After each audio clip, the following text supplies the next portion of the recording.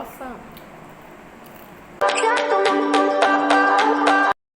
So hello guys, good evening, welcome back to my channel. চলে এসেছি নতুন একটা ভিডিও নিয়ে। সো আজকের ভিডিও কিন্তু কোথাও ঘুরতে যাবো না, কোনো ব্লগ ভিডিও না, আজকে হচ্ছে রান্নার ভিডিও। তো রান্না মানে বলতে গেলে আজকে বাড়িতে পিৎজা বানাবো।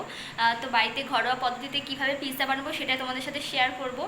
আর হচ্ছে আজকে আমি আর আমার দিদি মানে দুজনে মিলে পিৎজা বানাবো। তো বাড়িতে কিভাবে ঘরোয়া পদ্ধতিতে পিৎজা বানিয়ে খাওয়া যায় তো সেটাই তোমাদের সাথে আর কি আজকে শেয়ার করব। তো ভিডিওটা একদম স্কিপ করবে না। তো চলো এখন পিৎজা বানানো যাক। তো এখন এই যে ক্যাপসিকাম কাটছে ডিজাইন করে, যেরকম যেরকম পিৎজাতে দেয় সেরকম ডিজাইন করে করে কাটছে। এই যে পেঁয়াজ কেটেছে, আমি একটু আগে মাংস ধুয়ে দিয়েছি। আর ওই যে পিৎজার সস, এটা কি, এটাও garlic paste, garlic and ginger. আর হ্যাঁ যাই হোক, এটা হচ্ছে চিজ। তো কড়াইটা গরম হয়ে গেছে, এবার এর মধ্যে একটু সর্ষের তেল দেবো পরিমাণ মতো। তেলটা গরম হয়ে গেছে, এখন তেলের মধ্যে হচ্ছে পেঁয়াজ বাটাটা দেবো। এটা পেঁয়াজের পেস্ট করে রেখেছি, আমি পেঁয়াজের পেস্টটা তেলের মধ্যে দিয়ে দেবো।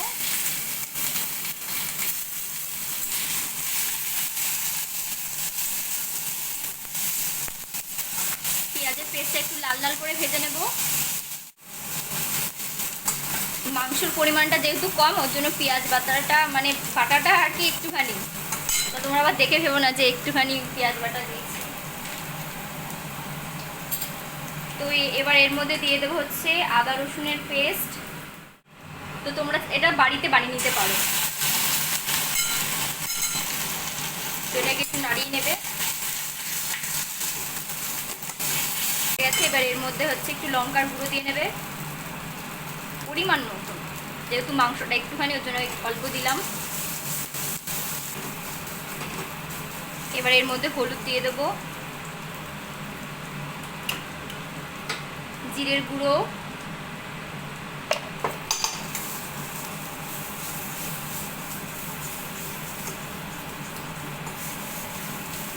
এবারে হালকা পরিমাণ মতো নুন দিয়ে দিচ্ছি। মশলাটা ভাজা ভাজা হয়ে গেছে, এবার এর মধ্যে মাংসগুলো দিয়ে দেবো।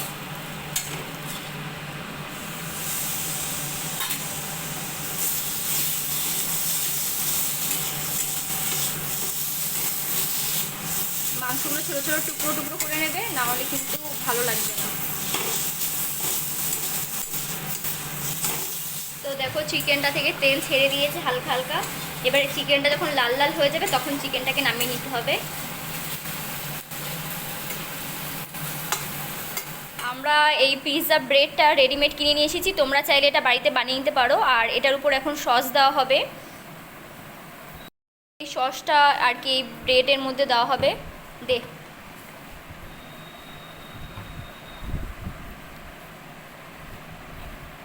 ফুল ব্রেডটাকে কভার করতে সস।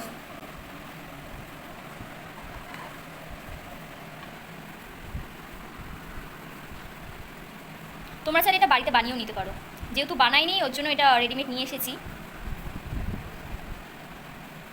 তো এইদিকে আমাদের চিকেনটা পুরোপুরি রেডি হয়ে গেছে, ভাজা হয়ে গেছে অনেকটাই। তো সসটা দিয়ে পুরোপুরি রেডি হয়ে গেছে, এখন এর উপরে চিজ দিচ্ছি। তো চিজটাকে ভর্তি করে দিতে হবে।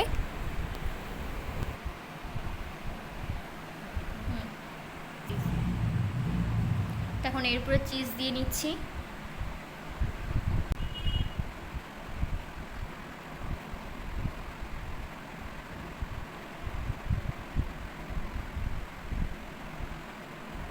পুরোটা কভার করে দিতে হবে চিজটা।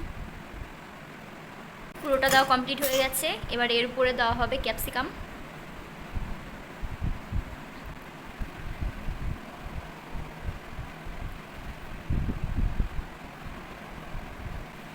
এবার এর উপরে দিয়ে দেবো অনিয়ন।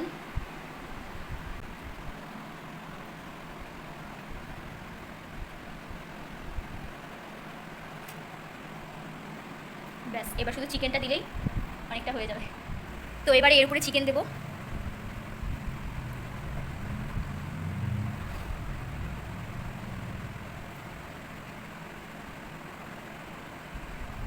ব্যাস, চিকেন দিয়েটা রেডি হয়ে গেছে।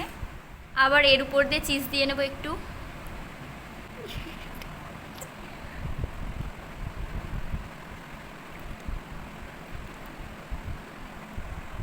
কিছুটা অরিগেনো চিলি ফ্লেক্স ছড়িয়ে দিলাম।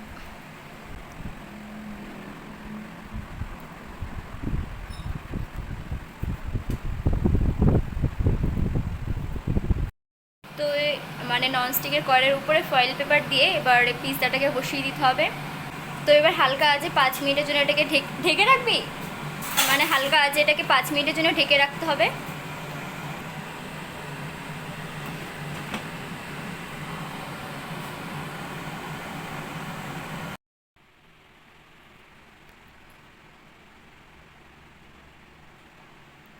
চিজটা হালকা হালকা গলছে দেখো গাইস।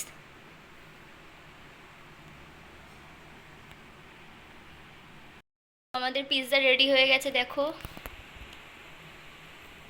ওয়াও কত টেস্টি। গাইস দেখো আমাদের পিৎজা পুরো রেডি হয়ে গেছে, দেখো কত টেস্টি দেখতে লাগছে।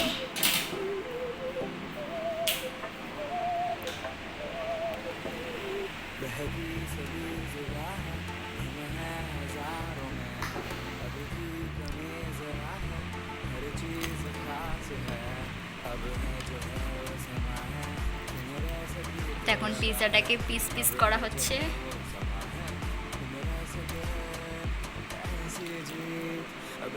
অর্ডার দিয়ে তো অনেক পিৎজাই খেয়েছি, কিন্তু ঘরোয়া পদ্ধতিতে পিৎজা খাওয়ার মজাই আলাদা। পিৎজাটা খেয়ে টেস্ট করে দেখি কেমন বানিয়েছি।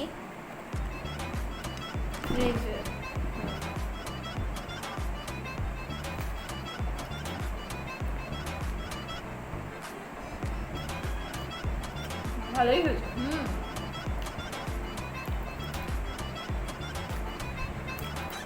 এইভাবে ঘরে বানিয়ে খেলেও কিন্তু হেভি টেস্টি লাগে।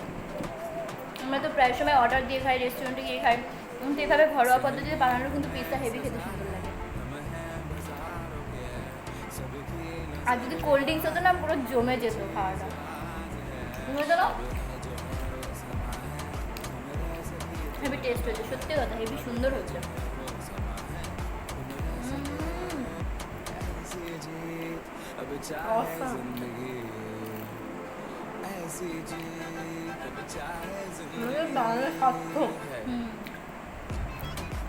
এত সুন্দর কষ্ট করলাম, এটা তার ফল।